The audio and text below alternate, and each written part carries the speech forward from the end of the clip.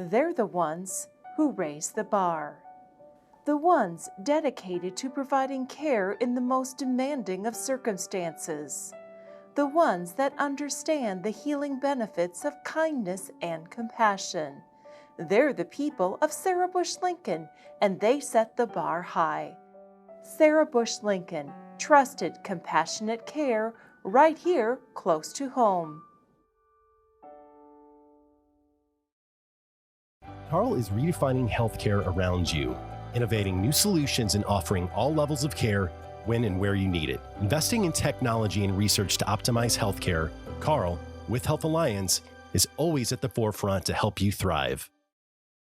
Meeting the ever-changing healthcare needs of our communities, Paris Community Hospital Family Medical Center is now Horizon Health, with the same ownership, management, providers, and employees. Horizon Health provides patient care and promotes wellness to the communities of East Central Illinois. At HSHS St. Anthony's Memorial Hospital, we are at work transforming heart care, rebuilding knees and hips, delivering new generations, and focused on providing health care to you. We are HSHS St. Anthony's Memorial Hospital. Hi, I'm your host, Keanne Armstrong, and I want to thank you for joining us for this episode of Being Well. Today we're going to be talking about supportive services for women in childbirth as well as breastfeeding. And joining me today is Hannah Lake-Rayburn and Traci Dow, both with Carle Women's Services. Thank you so much for joining us today. Thanks for having us. It's a pleasure you coming in today. So this is an interesting topic. We've got lots to cover. And so first of all, I want you to introduce yourself a little bit, tell us what your position is, and then we'll go into the subject at hand. Okay. So like you said, my name's Hannah Lake-Rayburn. I am a certified nurse midwife at Carle. I have been there since October, so pretty new. I graduated with my master's in nursing in May. Midwives provide women's health care. We do a lot of pregnancy care and birth at Carle specifically. And it's something that I love doing. I can't imagine doing anything else. Well, I can tell by the smile on your face, it brings a lot of joy. So I'm excited to talk to you more about that. And so tell me about your position at Carle as well. Yes, I started as an OB nurse 20 years ago. It's been a long time. Just have a passion for moms and babies, and got my master's in nursing, and now I'm an international board certified lactation consultant. Oh, wow. So we provide services to breastfeeding mothers, mothers who have babies right after birth, and then mothers who maybe have babies in NICU, as well as after the babies are home and for the first several months of life at the outpatient clinic. Okay, so we've got someone who's been here for a while and a newbie, but you guys both work with women and give supportive services across the board when it comes to childbirth and breastfeeding and everything that's involved. So you mentioned you were a midwife. Let's explain exactly what that is and tell me some of the things that you actually do. Okay, so a midwife is a women's health provider. We see people in the clinic, but we also manage labor and delivery for our patients as well. So we can see women from puberty to menopause for anything related to women's health. Like I said, I end up doing a lot of pregnancy related stuff. So your whole prenatal care, we can see you for that. We do the same kind of tests that you would do if you saw a doctor, the same blood work, ultrasounds, but we have a nursing background versus medicine, if that makes sense. Yeah, it does. And still work in the hospital and deliver babies. Okay, so why would someone choose a midwife versus a doctor? Well, I'm a little bit biased as a midwife myself, but with the nursing background, we spend a little bit more time doing education. We tend to manage more low-risk pregnancies too, so we have more time to spend doing education. We are very committed to being there for you when you're in labor, providing labor support if we're able to. Which brings me to another point. I'll just say you don't have to do it unmedicated to be a midwife patient. You can have an epidural, which I think is a common misconception that a lot of people have. Yeah. But it's more patient-centered. We view pregnancy as a normal, healthy part of a woman's lifespan until something changes that that makes it not. Okay. That's a good explanation. I'm glad you added that other note in as well. Yeah. And so you're a lactation consultant, Right. so you help with breastfeeding and so forth. So talk Right. about some of the things that you deal with, and then we can get into some more of the details as we go along. Okay. When babies are born, they start breastfeeding within the first hour, so that's the easy part generally. And then moms spend about 24 hours with a sleepy baby, and often that means that difficulty with latching. Maybe they have a late preterm baby, maybe even a preterm baby that goes to NICU, and so they need support with pumping and bringing in their milk supply and providing milk to their baby in NICU. So we are at the bedside about 24 hours after they deliver. We're there with helping with latching, and we assess feeding. Some babies look like they're doing pretty well. Moms think they're doing pretty well on the first day, and by the second day things are falling apart and they're frustrated and worried if baby's getting enough. So we're there to assess the situation, assess if there's risk factors either for mom having low milk supply or if baby may have some trouble with breastfeeding. Sometimes we come in and everything's going fantastic, and we just provide emotional support and validation and education. Right. Education is absolutely key, so they understand what is normal and when they might seek help if things aren't going well. Right. So Okay. we spend a lot of time at the bedside. They usually get at least the first visit, and then if they need multiple visits, we come back daily. We provide special feeding plans, which is telling them exactly kind of how to feed, whether they need to be pumping also, supplementing breast milk, anything like that. Okay. And then we come back and reassess those plans and see how our plan is working and make changes before they go home. All right.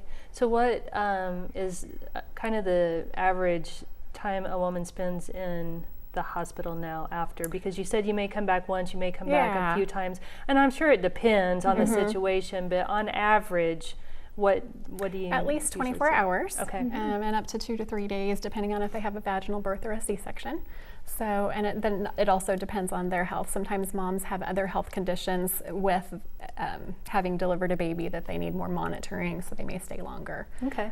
Babies in the same respect, they may have some things that are going on, maybe jaundice or something like that, where they're being treated for that and stay a little bit longer. Okay. Now, speaking of C-section, are you in the room as well if there's a C-section that happens? For our patients, we really do like to be there. For C-sections, we are not doing the surgery, obviously, but to be there to support people through that, absolutely. Yeah. All right. Well, that's why we're talking about supportive services, because you're right there by the bedside with the people who need you most, and it is a very emotional time and overwhelming time for people and keeping everything together and the timing and wanting to know if they're doing everything correctly because. As you mentioned, the breastfeeding, you think it's a natural thing and you think you're doing right, but not always does it happen naturally. Right. So talk to me about that a little bit on how you help moms cope with situations like that if things just aren't happening the way they perceive them to. Right. I think they see videos and the beautiful photos and how breastfeeding is natural, like you say, and it's actually quite hard. No one tells you that the first few days are really hard. Most moms have at least some soreness or difficulty latching or some problems of some kind.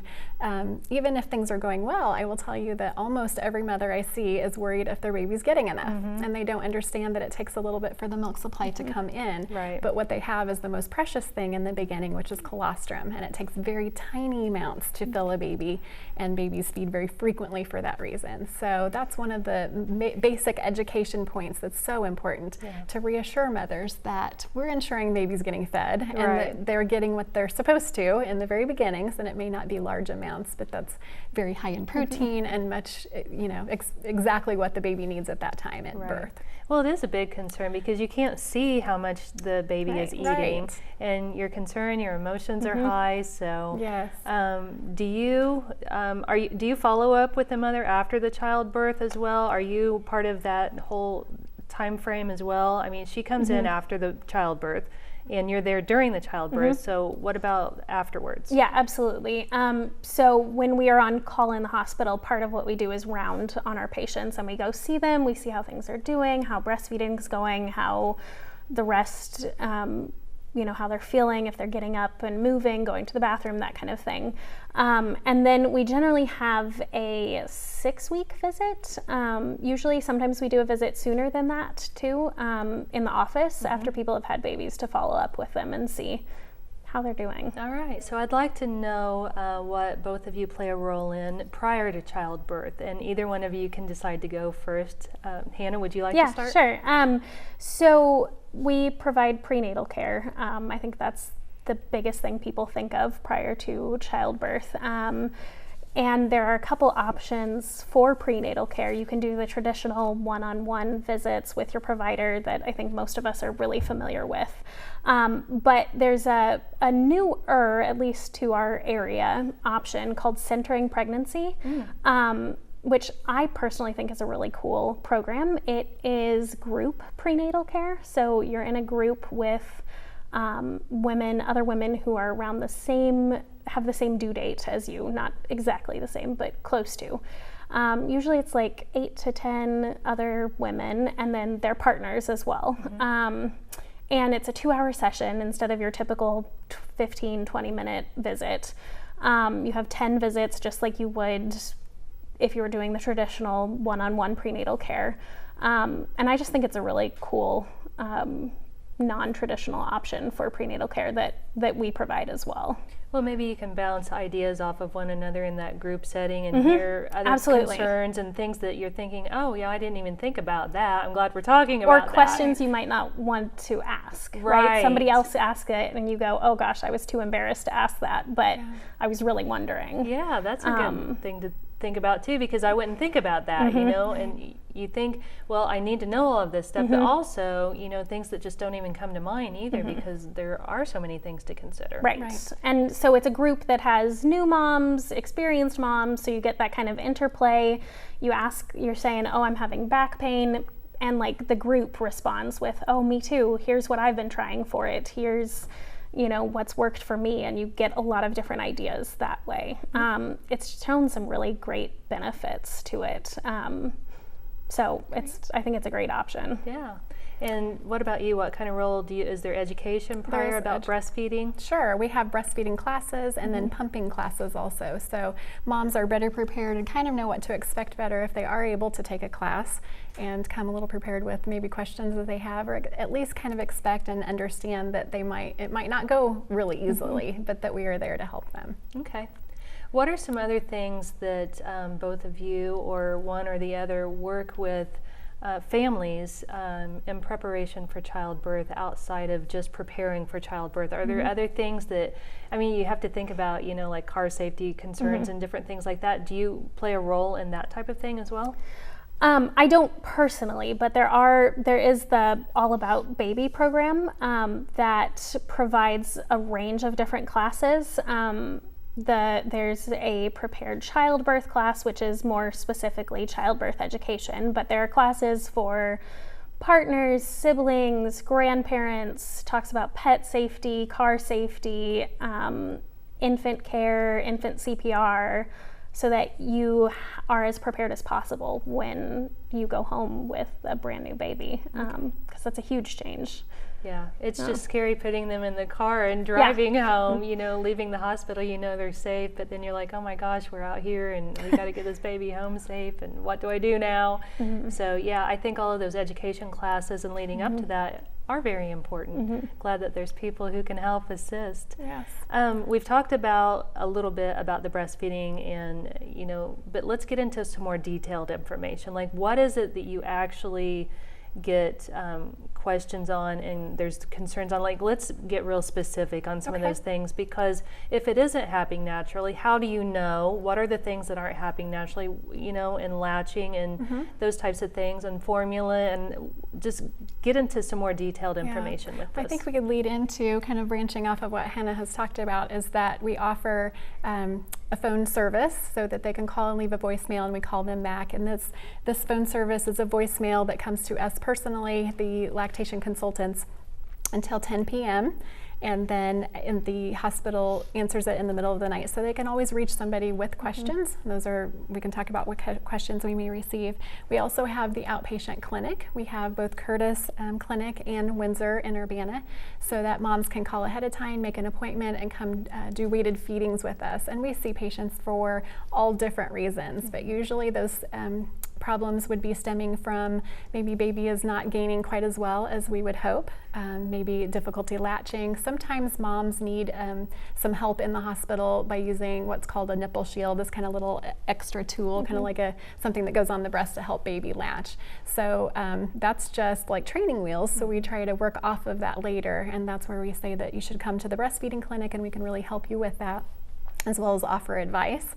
A lot of the education in hospital, we know the baby is doing well if they're feeding 8 to 12 times in 24 hours and that they're pooping and peeing. So by day 5, we tell them, you count the diapers. Are they having 4 to 6 wet and 3 or 4 yellow seedy poops? We tell them exactly, your baby's doing well if they're gaining. They are not jaundiced. They are feeding that frequently and pooping and peeing. But if you have questions or concerns, just call us. We'd be glad to answer those questions. And these are normal things to talk about at that point in time. It wasn't normal before, but now we have to talk about these types of things and look at these things and make sure that you're paying attention. And I think that that's a learning curve in itself there, but other questions we may receive too. I think the most motivating question is mom is having pain, baby's causing lots of damage, maybe blistering and bleeding of her breast that we can help with latch.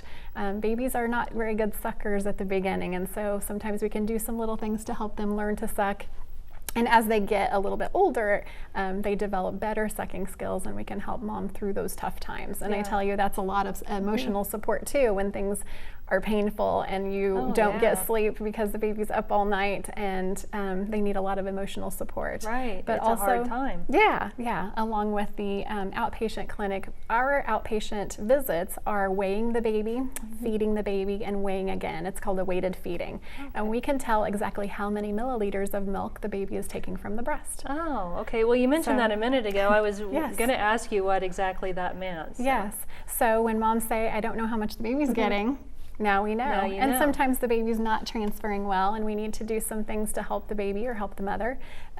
Low milk supply is a really common question. Some moms don't make quite enough milk, or there's lots of risk factors that maybe breastfeeding's not going to work out quite as well. So maybe we need to do some supplementation. All of those things are okay, but we can help mom make those decisions on when they're ready to decide, is this working, or maybe it's just not. That's okay too, but we're available to help them through that. I think the neat thing to get across to our viewers is that these services are offered because there are people who have these concerns and these things that they have to deal with. So it's not just you, Exactly. There's lots of people who have all kinds of concerns. So don't feel like you're alone, I think is important. Absolutely. And I want to point out too that moms don't have to deliver at Carle necessarily to receive these services. They are free, and anybody can come to our breastfeeding clinic outpatient by just calling that phone number. Okay. And what is the phone number? Do you have It's 217-326-2610, and like I said, that's a voicemail, and you can leave a message for either an appointment or the question line. It's the question line that comes to our pager until 10 p.m. every day, so they can talk to an IBCLC specifically if they need specific questions. Okay, so that's the number for the breastfeeding. Yep, the breastfeeding clinic or questions. Okay. Yep. All right. Well, Hannah, let's go back to you and let me know some common questions that you get asked. There are so many. A lot of them prenatally have to deal with the aches and pains that people are experiencing. Their legs are swelling, back pain, headaches, those kind of things. Is this normal? Should I be experiencing this? Should I be concerned about this? I think, other questions, there's a lot when you get closer to having a baby. People have a lot of questions about what's it going to look like? How long am I going to be in labor for? When's this baby going to come? That's a really common one, which I don't have an answer for. When they're ready. I don't, but just that or, is it going to hurt? How much is it going to hurt? Just the fearful questions. Yeah. So those tend to be a lot of the questions that we get. All right. Now, do both of you work with moms, of course, but what about support partners, family members, dads? How do those folks come in play with what both of you do?